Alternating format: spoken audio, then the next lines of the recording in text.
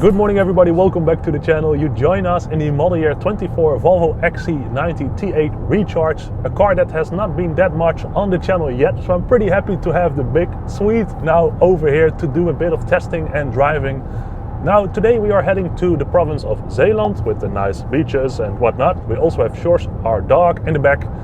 But we got a round trip of about 220 kilometers, so that's a nice and decent distance to test the XC90 today.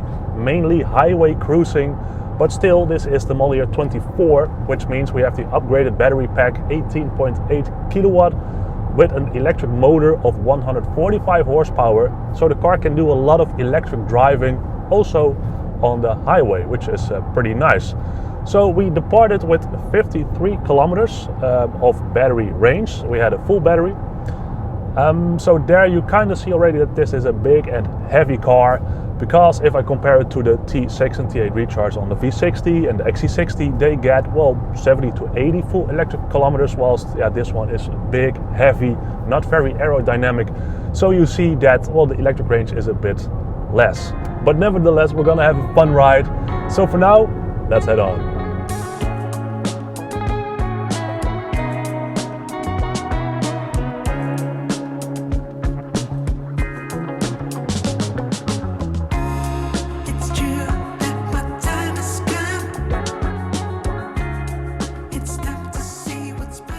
Alright guys, so this is the model year 24 Volvo XC90 T8 Recharge. A bit more about the spec of this car. It's a pretty nice spec, I gotta say. Basically full option, full enchilada as we would like to say. So it's the bright trim, meaning the chrome version, the chic, the fancy one. The other one you have nowadays is the dark, former R design of course. So on the outside we have the platinum grey color, which fits the car quite well. We got 8-spoke wheels, also very nice. Now this one comes with the 4C air suspension, so the ride is just very smooth. It also allows that the car can be adjusted in ride height. So for example, if you go into the pure mode, the most efficient mode of the car, you will see that the air suspension will lower the car a little bit, which of course is good for the aerodynamics. Also in power, it will also be a bit more stiff and also lowered. You also have an off-road setting in which the car will go up a bit more, but you know, that's the thing with air suspension, of course. So this is the T8 Recharge, the updated one. So we got an 18.8 kilowatt hour battery pack in the floor of the car, or also over here in the middle console. I believe it's a bit all over the place in this one. But we have an electric motor on the rear wheels, 145 horsepower. So you really notice that e-motor can do most of the work.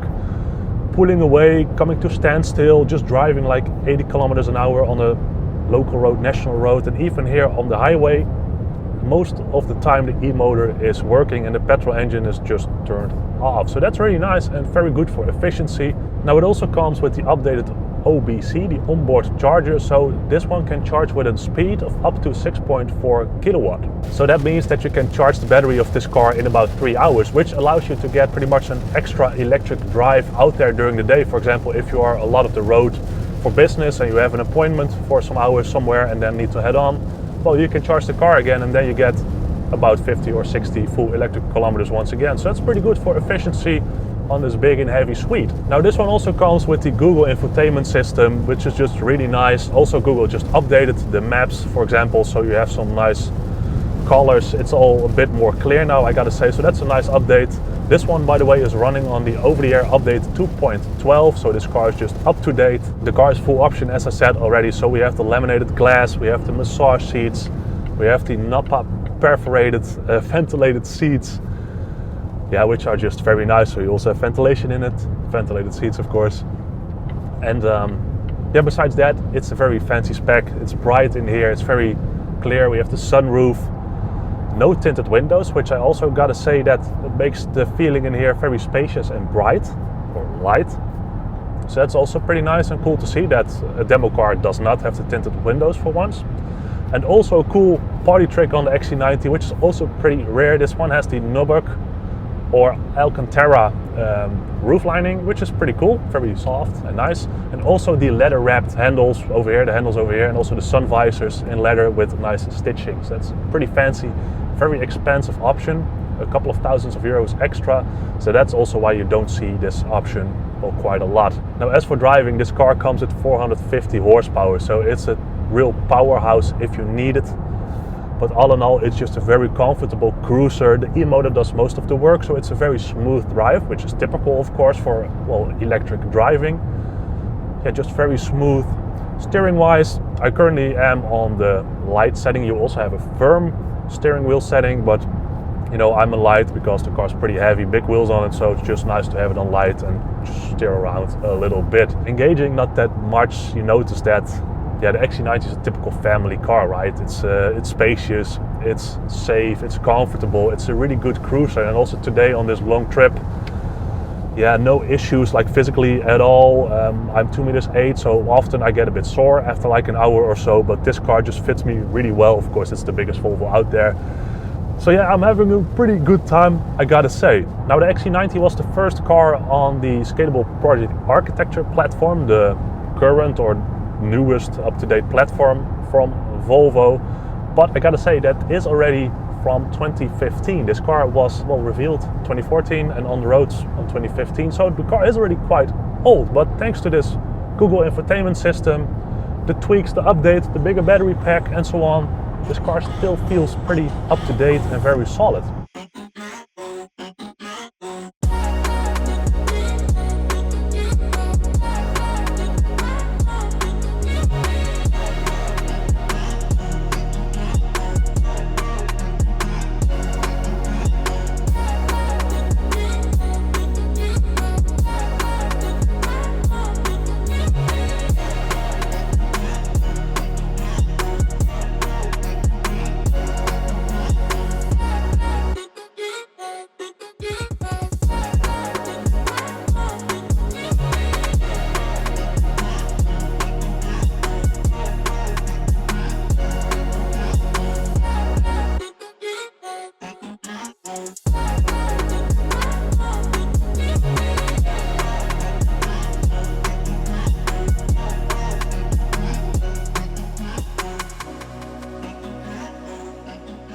Alright folks, we are on our way home after a fun and, well, quite windy walk on the beach, but nevertheless that was a lot of fun.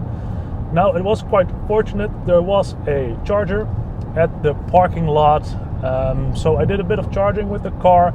Now, unfortunately, there were two outlets. There was an Audi e-tron which was charging, so I had to share the voltage and the kilowatts with that Audi, so it didn't, well, go quite that fast. We got about 20 kilometers extra, so yeah, about a good hour of charging. So, you know, that's a nice little extra, and also shows the benefit of a bit faster charging, that you get a bit extra electric range. Now, also on our way home. Now, so far I managed to get about 45 full electric kilometers from the battery. Today's conditions are quite windy, rainy, so not really the perfect weather to get the best efficiency from a battery. Nevertheless, it's a okay amount, I'd say, for a cold fall day. 45 kilometers, yeah, I think so. Now, on our way home, another stretch of a good 100 kilometers. Maybe interesting to share the figures so far. So right now we have driven 150 kilometers, and the average on that is 6.1 liters per 100 kilometers, with an average speed of 62 kilometers an hour and total driving time of 2.5 hours. So that's kind of okay. So now we're driving home. That will be on petrol only, so yeah, the average will go up pretty quick, I assume. So all in all, the 2024 Volvo XC90 is just a very nice car to be in. Of course, it's the flagship Volvo currently available. The EX90 is coming soon.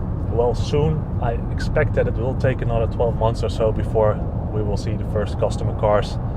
They are still working on the EX90. If you're not aware about that, the car was revealed late 2022, but due to technical issues with all the safety systems, Volvo did not release the car yet and is still developing and working on, well, the safest Volvo ever. So yeah, it would also be a bit awkward when they, well, put the EX90 on the road and all these systems aren't working properly, especially Volvo with their safety image. Yeah, they cannot do that, of course. So, you know, until then, the 2024 and I think also model year 25 Volvo XC90 will be a good alternative. Now, there's also some good news. This Volvo XC90 will also continue to exist for a while, next to the EX90. Pretty much because some markets are just not ready yet for full electric cars, and especially in EX90. In Europe, maybe, but maybe in some other continents, not that much yet. So I expect also that there will come another small facelift of this car actually. So that's also quite promising. I'm quite curious to that, but that will probably take 2 or 3 years still. Now that being said, guys, I hope you enjoyed this little trip report. We surely did. If you want to support me, make sure you like the video and also subscribe to the channel. We are on our way to 10,000 subscribers, so make sure you join the channel, this little Volvo community. I would appreciate that big time, so thank you very much in advance. And that being said, thanks a lot for watching, and I see you, of course, next week in a brand new video. Bye bye.